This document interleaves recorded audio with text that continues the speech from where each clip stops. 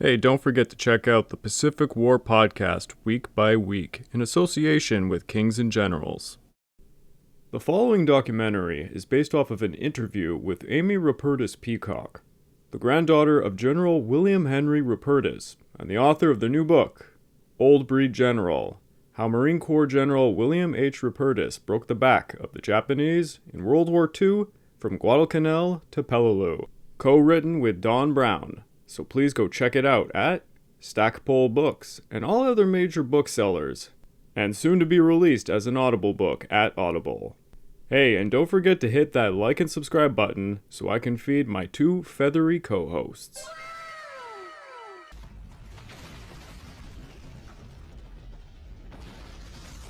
I want to talk a little bit about the situation, the military situation, though, in the spring of 1942. Of course, everybody knows, there's a lot of debate as to when World War II started. It depends on your perspective. In some ways, it may have started in the Pacific with the invasion of Manchuria, the Japanese. It just depends on what the historian you talk to. The Japanese have been very aggressive in China. Rupertus saw that. We were bombed at Pearl Harbor on December 7th, and the Japanese literally went on a rampage around the Pacific. They went to Singapore, they into the Philippines. You name it, the Japanese were basically putting a stronghold on the Western Pacific, really without opposition. And they pretty much had their way after December 7th. And the United States and the Allies were trying to rebuild and trying to get ourselves in a position to challenge them. But really, until a couple of naval victories, first we had a kind of a draw at Coral Sea. Then there was a great naval victory at Midway in June of 1942, under which we took out 6 of their carriers in that miraculous operation, which was a major blow to the Japanese Navy, but not a lethal blow, as we'll see in a moment. Things have been pretty slim. But a bigger problem was, General Wainwright had surrendered some 70,000 troops, including Filipinos and some 20,000 American troops in the Philippines, the largest defeat in the history of the United States military. And so the Japanese had their way on the ground. And while the Navy had pushed back with those two marvelous, operations, first at Guadalcanal and then even more so at Midway, we were reeling and we needed a victory on the ground. There's a place called the Solomon Islands. Guadalcanal is, about 2,300 miles from Darwin, about 1,500 miles across the water or so from Brisbane, depending on where you're going in Australia. But the Japanese were using the Solomon Islands, hopefully for them, as kind of a staging base to move eventually into Australia. And at this place called Guadalcanal, they were building an airstrip, and we couldn't let them do that. So in August of 1942, August 6th and August 7th of 1942, the U.S. Naval Task Force with 70-some ships is carrying the 1st Marine Division approaching on a northerly course from New Zealand. Amy mentioned that. And there are going to be 2 task forces who are going to be hitting the Solomon Islands, hopefully by surprise through the dark. I'm going to talk a little bit about Guadalcanal because everybody's heard of Guadalcanal, but I'm going to talk about another place right across something called the Iron Bottom Channel, or it used to be called a Sea Lark Channel, from Guadalcanal, a little place called Tulagi. Guadalcanal Island, for those of your viewers who can't see, is a big island which sort of has the shape of the state of California. If you turn it sideways, it almost looks like California. And across this Sea Lark Channel from Guadalcanal, 20-some miles, there's Florida Island, which looks a little bit like the British Isles. Not exactly, but both turn on their side. Just off of Florida Island, there's a small island called Tulagi. And Tulagi Island was the capital, the British capital of what was in the British Solomon Islands. And the Japanese had come in and run the British off several months before and had taken control of Tulagi. And Tulagi, in a small island off of Tulagi, Gavutu, is where the Japanese had their seaplanes, where their air power was located for controlling that section of the Solomon Islands at the time. In the meantime, they were building a large airstrip on Guadalcanal. But what had to happen before, we could actually move into Guadalcanal and try to secure that? We had to secure and take and defeat the Japanese forces on Tulagi. Okay, if any of your viewers or listeners have seen the HBO series The Pacific, if you've seen that, what happens at Guadalcanal initially is a fairly accurate representation because our Marines went into Guadalcanal largely, initially the first few days without much opposition. The Japanese began to counterattack. But Tulagi had to be taken before we could even do that.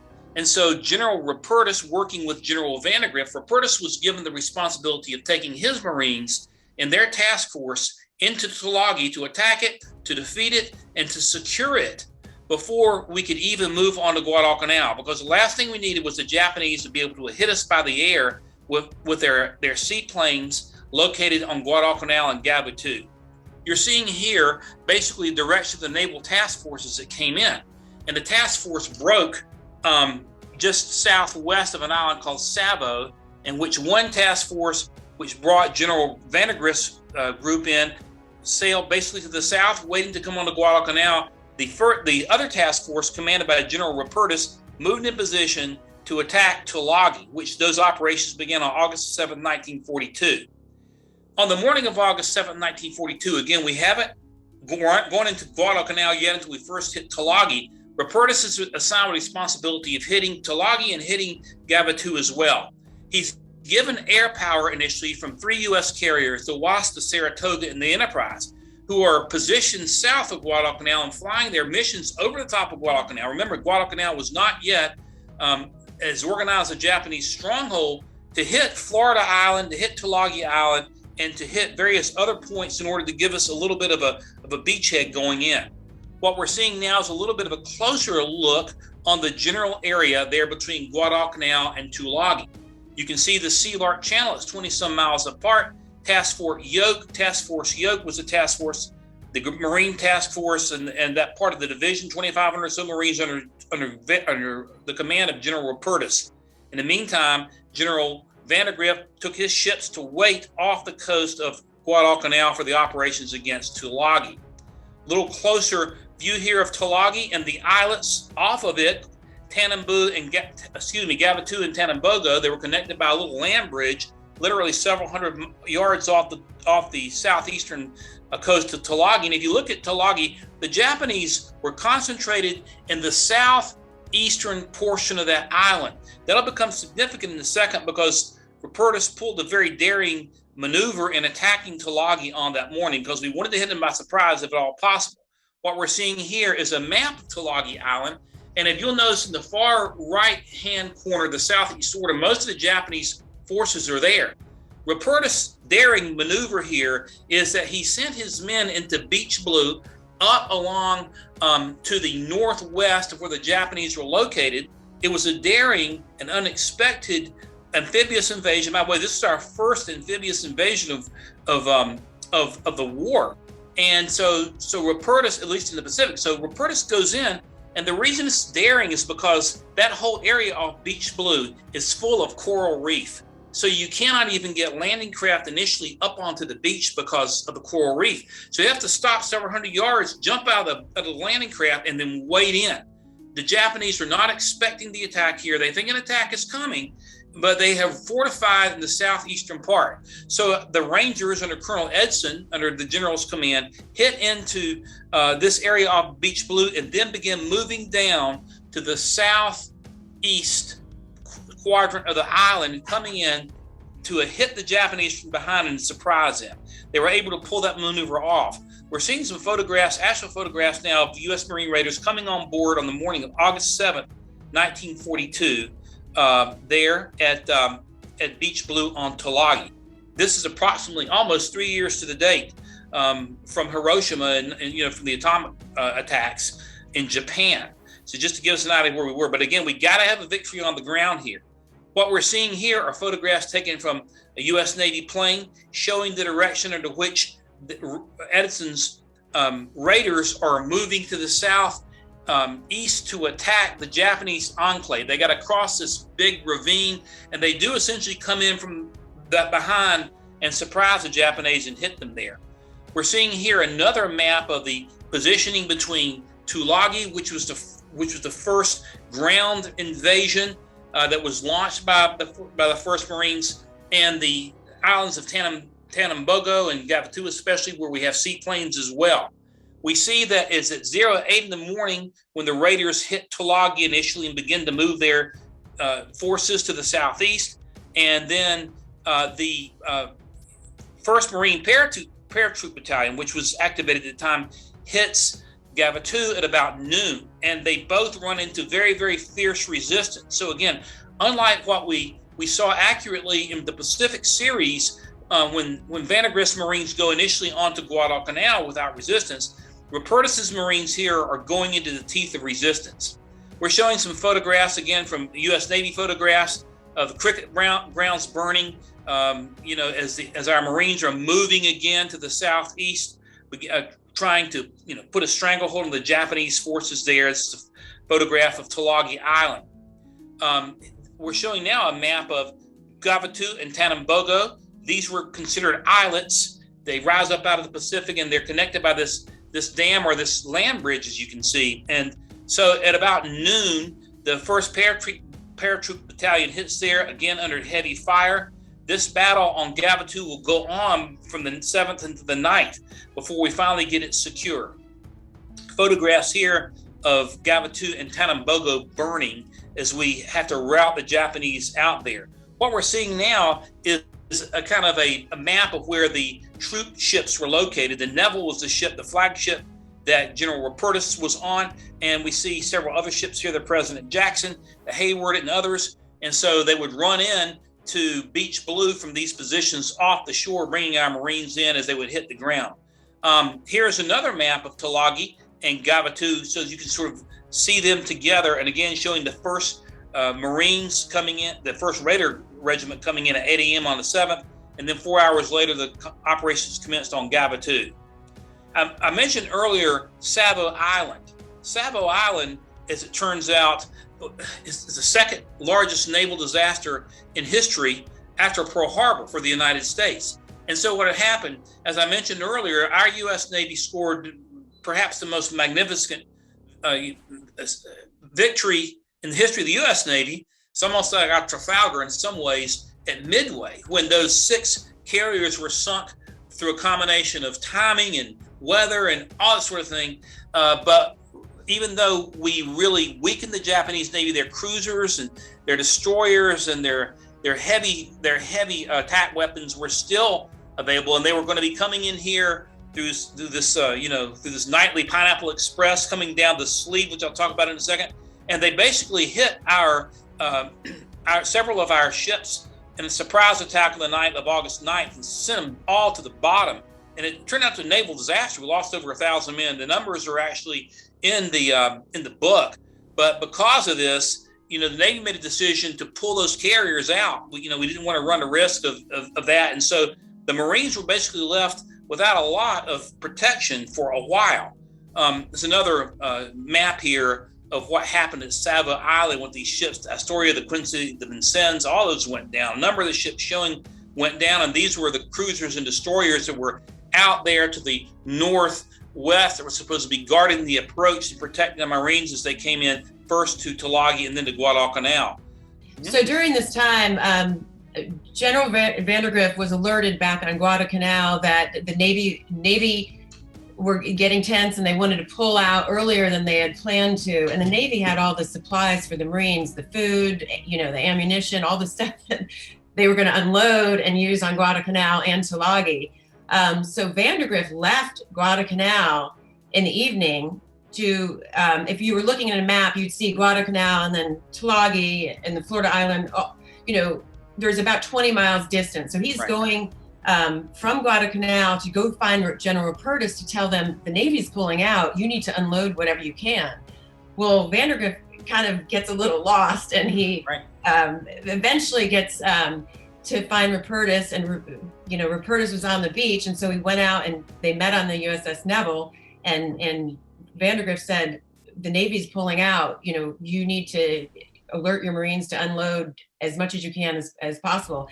And while Vandegrift was coming over, they witnessed, before he even saw Rupertus, the Battle of Salvo Island had started. And so it was obviously a very tense time. But Rupertus, came right back, and they unloaded as much as the supplies they could. And then the Navy did leave. And they don't, I don't know if in the Pacific it really is, it was really scary for the Marines, because here they are in the Pacific without enough food, without enough water. And my Aunt Jo, whose husband was also in the Pacific, always used to say, "Oh, those poor Marines were all alone." And I never knew what she meant until I actually studied this and learned from different diaries of what happened. And I think in the book we've done a great job to honor the ships that went down and the lives that were lost. I mean, it was really just devastating. But the Marines survived, as they tend to do, and the Japanese had left when the Marines landed on Guadalcanal. The Japanese had taken off and left food on the table. They, went more inland and they left food on the table. They left communication equipment. So the Marines on Guadalcanal had some benefits over there, but it was a really hairy time. Yeah, and there were actually Battle of Salvo Island Part 1 and Part 2. And what Amy mentioned, if you look into this map, Vandegrift was now off of Lunga Point, and his ships were there. His transport group was larger than, you can see there were twice as many ships on the Guadalcanal transport group. And so he goes in a boat across this, Sea Lark Channel. They're looking for General Rupertus, who is on board USS Haywood. They finally find him, but they're seeing these explosions off to the west, and these explosions are the first attack on these cruisers, and several of the cruisers going down. They can see, off to the side. It's certainly a terrifying thing. The Japanese did come back, and by that time, Admiral Scott had taken command of the U.S. naval forces and executed a strategy to block and to intercept the Japanese and turn them back. But even after that, when you look at the movie The Pacific, you see, when we see the story of the great John Basilone and the Americans, the Marines are being hit almost every night from these ships coming down the sleeve from Noumea and from New Britain, as we'll see in a moment. But it was a very, very hairy time. It's a photograph of General Rupertus on with his staff at Tulagi, and General Rupertus is on the middle row there, sitting kind of by himself. And we have a couple of headlines there. The Sunday Star in Washington, D.C. announces Navy launches an offensive against the Solomons. We did not know where. It was all sort of speculative. We didn't know it was Guadalcanal or somewhere else, but they did a pretty good job of getting the story kind of right. What I'm showing here is Lunga Point. I know you're very familiar with all this, Craig, where the 1st Marines were setting up and trying to establish a perimeter around the airfield the Japanese had started to build, because that was really the big grand prize of Guadalcanal. This is depicting the situation on August 12th. Now remember, August 7th was D-Day at Tulagi.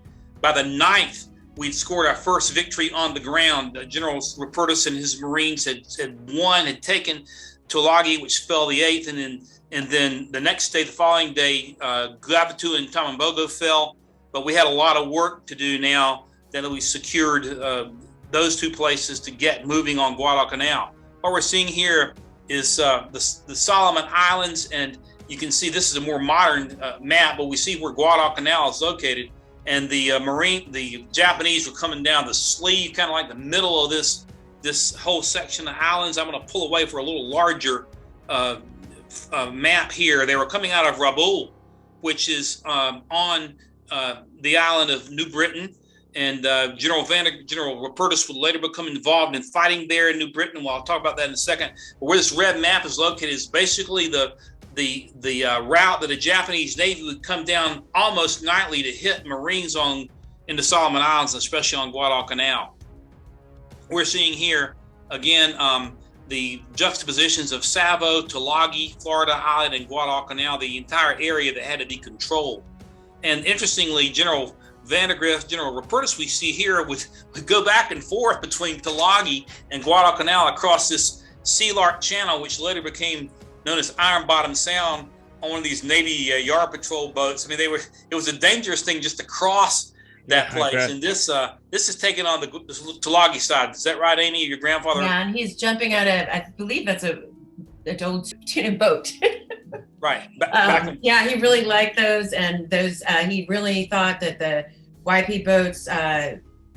He really appreciated their work, and he always would look at when they would go from these boats. They were former tuna boats that would go from Tulagi to Guadalcanal, bringing Marines, supplies back and forth, and they really put themselves at great risk. They did. So he's jumping out of one. Well, you're taking your life in your hands every time you're crossing that Sea Lark Channel, because the naval danger the Japanese continue to bring in. They're still continuing to load troops onto Guadalcanal as they're doing this as well.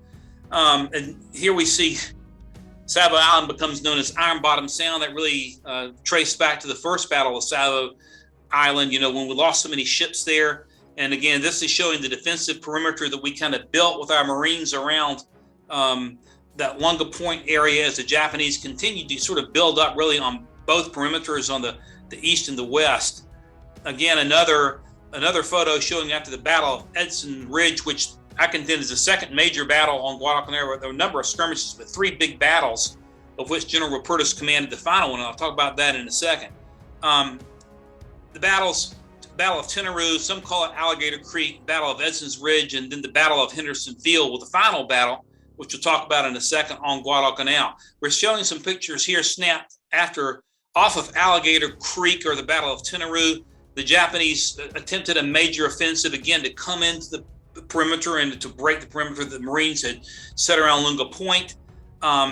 This is a map showing the battle for Henderson Field, and of course you know that better than me, Craig, but they try to basically a battering ram type of maneuver to try to push up into the weak side of the Marines' defensive perimeter, and this is when John Basilone basically showed his great heroics. But here's the rest of the story that a lot of folks don't know, and we do supplement and correct the historical record.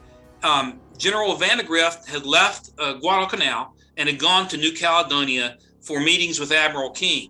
He left General Rupertus in command during the final battle from the 24th to the 26th. And Rupertus actually wound up commanding the final battle and the largest battle there at Guadalcanal. There were other skirmishes afterwards, but this basically, I would contend, broke the backs of the Japanese as a force to be contended with on the ground. So we're taking care of that. It's a photograph of Admiral Nimitz awarding the General Navy Cross, August 1st, 1942, for his command at Tulagi. Now, here's an interesting story. The 1st Marines went to Australia for respite and to recover and to basically to battle, the dengue fever and malaria. A lot of them had, more than half the division had malaria. Well, during that time, General Rupertus was assigned to be the escort officer for a period of time for Eleanor Roosevelt, who came to Australia representing the Red Cross. And when Eleanor Roosevelt came to Australia, it drove all the American and Allied commanders bananas, because 1, you got to impress the First Lady of the United States, and then 2, you got security issues. But the general was also not just a fierce warrior, but a diplomat. And here we see a picture of the First Lady and the general in Australia. After the visit, and I think Amy has documented this very well, First Lady wrote the general a letter, a handwritten letter thanking him for escorting him. And we have that and discussed that in the book. And this is a letter from the 1st Army Corps, September 16th, 1943, Brigadier General Byers writing on behalf of General Admiral Nimitz, General MacArthur, thanking General Rupertus for so well serving the First Lady.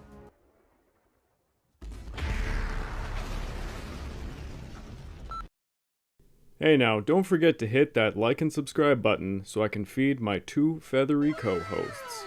And don't forget to check out Kings and Generals Pacific War Week by Week podcast with yours truly to hear the full interview. The next following videos will cover General Rupertus during the Guadalcanal Campaign, General Rupertus during the Battle for Cape Gloucester, and General Rupertus during the Battle for Peleliu.